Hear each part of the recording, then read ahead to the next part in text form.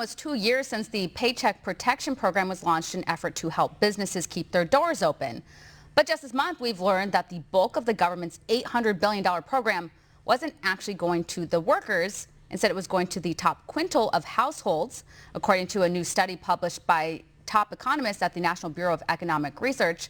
Somewhere between 23 and 34% of PPP dollars went to workers who would have otherwise lost their jobs, while the rest of the loan money, about 66 to 77%, landed in the pockets of either the company's owners or shareholders. Join me now, co-founder and chief strategist at GDP Advisors, Seth Denson. Seth, it's great to see you. So Seth, I guess I'm not surprised by this. We definitely saw some winners and losers throughout this pandemic. So are you shocked by what we're learning in this report? I'm not. Listen, this is what happens when the government has a knee-jerk reaction, throws money at a problem without having the right processes in place. When the PPP was rolled out, and make no bones about it, Stephanie, I was a fan of the PPP program. I think that government was shutting down businesses. It needed to help support these businesses. The problem is the way that you gained access. Well, listen, those that had the best resources, those businesses that had the best resources, best accountants, best attorneys, best bankers, they're the ones that got the money. Well, some of these businesses, they never closed their doors. And so remember that to get the money, there were two ways. It was either forgiven as long as you kept your employees. So there's a lot of businesses never had intended to let their employees go, but still qualified and went and got the money. Or even if you did let your employees go, it was a 1% loan. So a 1% loan to a business, right? I own a business. You're going to give me money at a 1% interest rate? I'll take it all day long. And so I think this is, again, one of those things that happens when the government says, here's money, here's the way to get it. If you had the arsenal of the people and the professionals to go get that money for you, you went and got it. And at the end of the day, this ended up in a lot of people's hands that, quite frankly, didn't need it. Yeah, no, and it's so infuriating. You think of all the mom and pop shops that really needed that money, that didn't have access to it. And as you pointed out, some of these other wealthier businesses that maybe didn't need as much, but they had the attorneys and they're a little more savvy to get the loans and get the money. It's so unfair. And also, too, keep in mind, a lot of the mom and pop shops were just completely closed down, while other stores that sold similar items were allowed to continue on, like the Targets and the Walmarts and so on. Yeah, listen, there were winners and losers picked throughout the pandemic, and quite frankly, that's materializing even still today with mom and pop shops who never got the chance to reopen their doors. Those big box stores, again, I shop at them sometimes, so I get it, I understand. But guess what? Their stock prices increased, so they had more leverage, more capability to grow, and they're seeing the benefits of those investments even on into today. Yeah. Now, and shift gears and talk about the Beijing Olympics coming up. We know that our government did kind of a soft boycott, okay. But a lot of these companies that claim to be woke and they're always speaking out on certain issues here in the U.S. are very silent about what's going on in China, especially when it comes to the Uyghurs.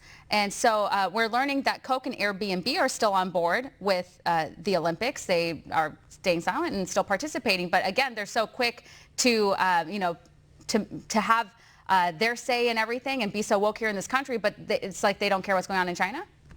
Yeah, what's the old say? Go woke, go broke. Isn't that kind of what we heard for a couple of years? Except for the fact when it comes to places like China, you mentioned the Uyghur Muslims, right? Airbnb, who pulled effectively any contributions, or even if you were known conservative supporter, you were banned from their platform in some cases. And now all of a sudden they don't really care about the enslaved Muslims in China. Maybe they're trying to get on that housing market there. I don't know. Nike, interestingly enough, right? Colin Kaepernick, their main spokesman, who effectively said that the NFL was modern day slavery.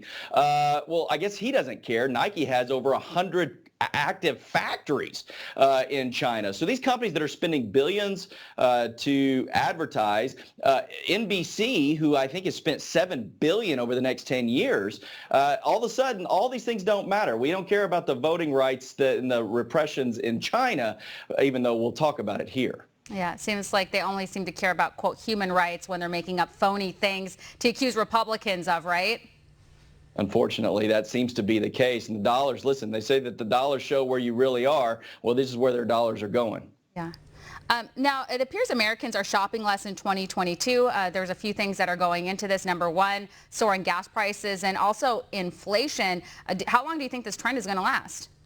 Well, I don't know that inflation's going anywhere anytime soon. I think even Jerome Powell is kind of admitting to the fact that he doesn't really know. And that's a scary thought, that those that are supposed to be the smartest and have their hand on the pulse just don't. But you listen, we mentioned big box stores a moment ago, Stephanie, and they're the ones that are actually going to take advantage of this, because if I am a consumer and it costs me, $3.30 here in Texas to drive somewhere, $5 a gallon to drive somewhere in California, you're going to go somewhere where you can maximize your time. Well, who is that? Walmart, Target, those places where I can get everything in one stop. Who suffers? The small mom and pop folks. That's where the money's not going to go. It's where the shoppers aren't going to go. And unfortunately, it's just a continued trend of winners and losers as a result of this pandemic. Yeah.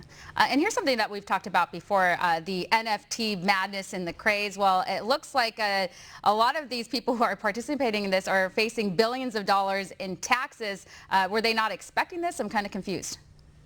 Well, listen, I think a lot of people jump into cryptocurrencies and NFTs because it's not a government-backed currency. So maybe the thought process was, well, there's not government taxes. Well, guess what? There is. The IRS wants their cut. Now, the question here, though, Stephanie, is how's the IRS really going to find out, right? If you've invested in an NFT and you've sold that NFT, if dollars came into your bank account, certainly that's something that can be tracked. But if you were taking one cryptocurrency and trading it for another, unless you're using a Coinbase that has a direct, a digital record of that, I just don't know how the IRS is going to find out. Maybe it's like what the IRS is saying about stolen goods, right? Just be on the honor system and report it. It's interesting. It'll be interesting to see how this plays out. But I think this will lead to more regulation of both NFTs and of cryptocurrencies. Yeah, and I'm still kind of trying to wrap my mind around the idea of an NFT. Anyways, is it like a good investment? I mean, that's what some people are trying to claim. Well, it's meta universe, right? I mean, Mark Zuckerberg, he's gone all in on this, right? So you can own houses in this metaverse. I know that The Matrix just came out with a remake of the movie. I think we're living it. This is real life. We're living in The Matrix now. People are investing hundreds of thousands of dollars in fake places to live in their metaverse. Listen, there used to be the old saying, oceanfront property in Arizona. Well, apparently now there just might be some. Where are these people getting all this money for this? Who has money to throw away at fake houses? It's just crazy. Well, Seth, we're out of time. Thank you so much. Thanks, Stephanie.